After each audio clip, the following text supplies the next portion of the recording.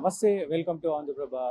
So రోజు రోజుకి హైదరాబాద్ ఎంత డెవలప్ అవుతుందో అంతే క్రైమ్ రేట్ కూడా పెరుగుతుంది. క్రైమ్ సంబంధించిన వివాదాలు అయితే తలెత్తుతూ ఉన్నాయి.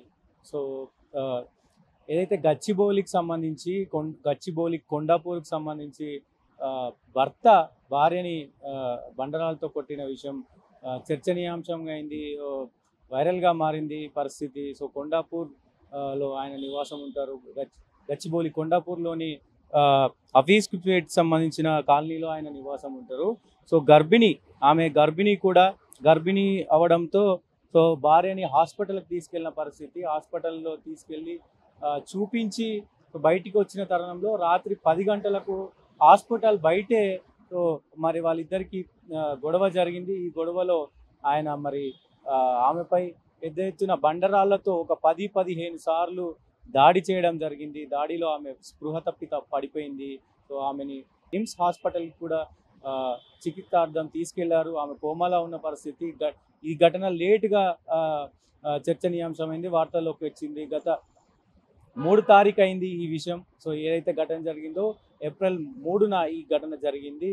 వీళ్ళకి ఎక్కడ పరిచయం అయిందనేది చూసుకుంటే జనవరిలో ఒక దర్గాకు వెళ్తున్న సమయంలో ఈయన మహమ్మద్ బస్ అనే ఈ వ్యక్తి దర్గాకు వెళ్తున్న సమయంలో జనవరిలో ఈ ఘటన 2023లో జరిగింది. వీళ్ళిద్దరికి పరిచయం.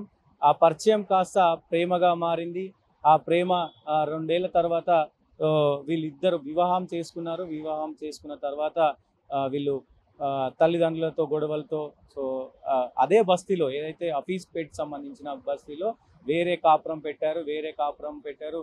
2-3 నెలల్లోనే వీళ్ళకి ఆమెకి విపరీతంగా వామిటింగ్స్ అవి కావడంతో హాస్పిటల్కి తీసుకెళ్లాడు. ఇదే తరుణంలో వాళ్ళిద్దరికి పెళ్ళైన తర్వాత వేరే కాపురం పెట్టిన తర్వాత పెద్ద ఎత్తున వీళ్ళిద్దరికి కూడా గొడవలు అవుతున్న పరిస్థితి. పెద్ద బండరాయితో ఆమెను ఒక 15 సార్లు కొట్టి ఆమెను గర్భవతి అని చూడకుండా, ఆమె 2 నెలల 3 నెలల గర్భవతిగా ఉంది. గర్భవతి అని చూడకుండా ఆమెపై దాడి చేశాడు. సో విచక్షణ రహితంగా ఆమెను కొట్టడం జరిగింది.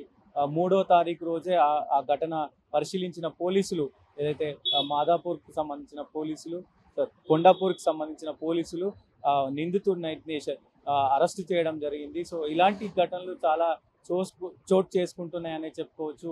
ఇలాంటి ఘటనలు హైదరాబాద్లో చాలా చాలా జరుగుతున్నాయి. చాలా క్రైమ్ రేటు కూడా పెరుగుతుంది. ఎంత పెద్ద ఎత్తున డెవలప్ అవుతుందో అంతే పెద్ద ఎత్తున ఈ క్రైమ్ రేటు కూడా పెరుగుతుందని కూడా చెప్పుకోవచ్చు. మొత్తానికి దీనికి సంబంధించిన వీడియో అయితే లేట్గా వార్తల్లోకి ఎక్కింది. ఈరోజు అయితే ట్రెండింగ్ నడుస్తుంది. ట్రెండింగ్ అంటే మీన్స్ ఏదైతే ఈ వార్తల్లోకి ఎక్కింది పెద్ద ఎత్తున చర్చనీయాంశమైంది లేటుగా రావడంతో మొత్తానికి ఈ కొండాపూర్కి సంబంధించిన విషయం అయితే చర్చనీయాంశమైంది. చూస్తూనే ఉండండి ఆంధ్రప్రభ.